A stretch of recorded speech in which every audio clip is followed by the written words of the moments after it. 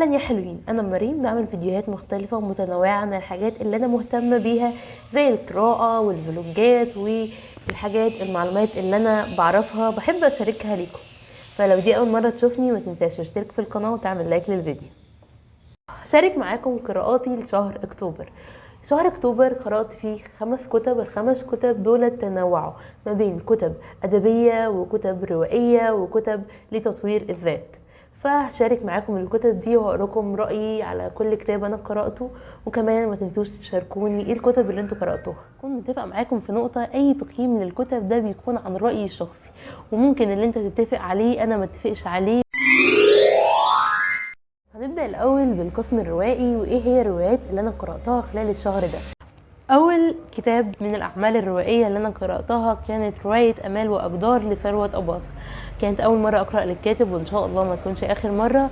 الرواية لذيذة وخفيفة، بتدور في قرية في حقبة زمنية مختلفة، بتتكلم عن وقت كان بيسود فيه الجشع والطمع وعدم الأمانة في الشخصية. ما كانش فيه شخصية رئيسية، لا هي مجموعة أبطال وكل واحد ليه جزء من الرواية، كل واحد ليه قصة، كل واحد ليه دور. الرواية دي اتعمل منها مسلسل، صراحة متفرجتش عليه، فلو انتوا اتفرجتوا عليه لو تنصحوني ان انا اتفرج عليه قولولي. رواية صغيرة خالص لا تتعدى 200 صفحة، رواية بسيطة جدا ممكن تخلصها في جلسة واحدة. فلو انت عايز رواية تخلص معاك بسرعة وما تاخدش منك وقت، فيها قصة وفيها حكمة، انصحك جدا بالرواية دي. رواية اديها 3.5 من 5. الرواية التانية هي رواية كعكة واحدة بالسكر لإيهاب عصمت. من الروايات اللي أنا ما كنتش مخططة أقرأها، بس سبحان الله يعني جت قصادي وفعلا ما ندمتش إن أنا قرأتها. رواية جميلة جدا بتفصلني، يعني فعلا من الروايات اللي فصلتني عن المحيط اللي حواليا وعن الناس اللي أنا قاعدة معاهم. أنا بحب جدا الأعمال اللي بتخليني مركزة جدا، مركزة جوه القصة، مركزة جوه الشخصية، مركزة في الشخصيات اللي في الرواية. الكاتب عامل ميكس ما بين الشخصية دي والشخصية دي، ازاي قصصهم مرتبطة ببعض، بيخليكي عندك فضول، طب ايه اللي هيحصل وايه اللي هيجرى، طب ده ايه علاقته بده. رواية رائعة تتكلم عن شاب اسمه يحيى. يحيى ده شاب متعلم مثقف، اتربى تربية حسنة جدا، بس حصلت له نكسة في حياته سببت له امور كتير. مش عايزة احرق ليكم الرواية فتقدروا. زي ما انتم شايفين الرواية مش كبيرة، عدد صفحاتها قليل، رواية جميلة جدا وتستحق القراءة. وإذا كنت تتفق أو لا تتفق، الرواية دايما بتديك فكرة، وأنا من الناس اللي بتشجع قراءة الروايات. تقييمي للرواية 5 من 5، لأن هي فعلا عجبتني. اتكلمت عن مواضيع أنا مهتمة بيها زي البعث من الموت وحاجات كتير. كتاب اندهش يا صديقي لأستاذ عبد الوهاب مطوع. أستاذ عبد الوهاب مطوع تحديدا، مش عن الكتاب ده، هو كاتب رائع، أسلوبه الأدبي بيشدني دايما، وتعبيره عن نفسه أو عن الموضوع اللي هو بيتكلم عنه. هو كان كاتب في جريدة الأهرام. كتاب اندهش يا صديقي هو عبارة عن مجموعة مقالات هو كتبها في الجريدة وحطها في كتاب. اندهش يا صديقي هو اسم مقال من هذه المقالات. الكتاب جميل جدا، لو انت بتحب الادب والاسلوب هيخليك كده تواكب المشاكل اللي كانت بتحصل في الالفينيات. لو ما قراتش ليه قبل كده اشجعك انك تقرا ليه، لان هو اسلوبه رائع جميل جدا في الادب، وهو من الناس اللي انا بحب اقرا لها او اعتبر قراءه معظم اعماله. اشجعك وبشده ان انت تقرا الكتاب ده، او ان انت تقرا اي كتاب لاستاذ عبد الوهاب مطاوع. زي مثلا الكتاب اللي قبل ده انا قراته بس ما كانش الشهر ده، هو كان كتاب طالب بعثه.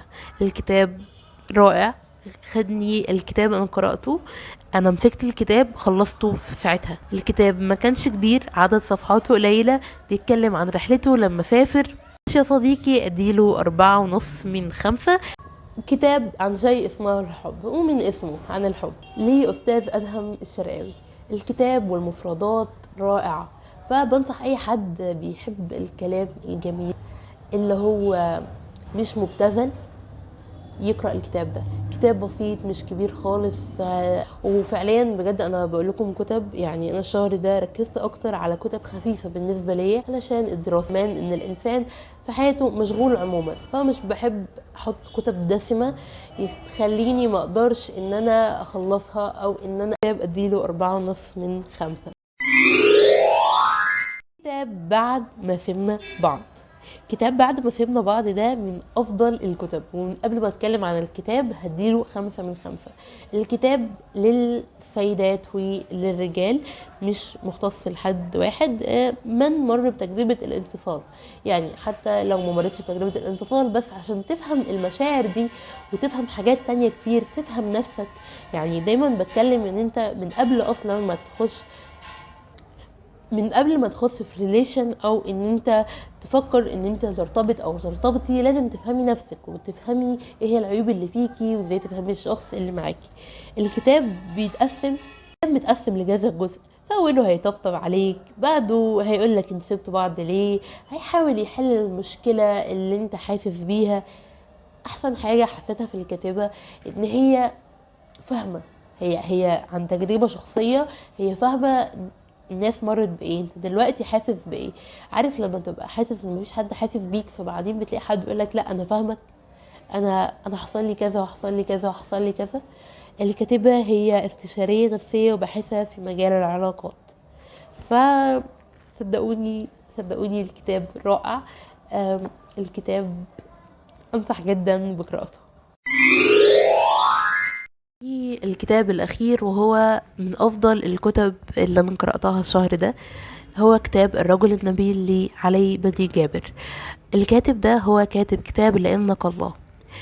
الكتاب هو عبارة عن سيرة ذاتية، سيرة نبوية، عن سيرة الصحابة ومكارم الأخلاق الرسول عليه أفضل الصلاة والسلام. لو انت أول مرة تقرأ في السيرة أو عايز تبدأ حاجة للمداخل السيرة، أنصحك جدا بكتاب الرجل النبيل. كتاب رائع، بيتكلم بأسلوب سلس، كلام مفهوم، الكتابة واضحة جدا، اللغة مفهومة. كتاب كان بيتكلم عن الصحابة ومكارم الأخلاق. الكتاب عبارة عن 188 صفحة. الكتاب واضح، الكلام كبير، مش ان هو كلام كتير وصفحة، لا، الكتاب حلو جدا. يعني مش هقدر اقيمه فعلا ان هو ياخد 10/5. لو انت عايز تبدأ تعرف عن سيرة النبي عليه أفضل الصلاة والسلام، فرشح لي جدا كتاب الرجل النبيل، وبعد كده تقدر تتوسع أكتر وتقرأ أكتر. بس ده كتاب رائع وبسيط. مرة تشوفني ما تنساش تشترك في القناة وتعمل لايك للفيديو. أشوفكم في الفيديو الجاي إن شاء الله.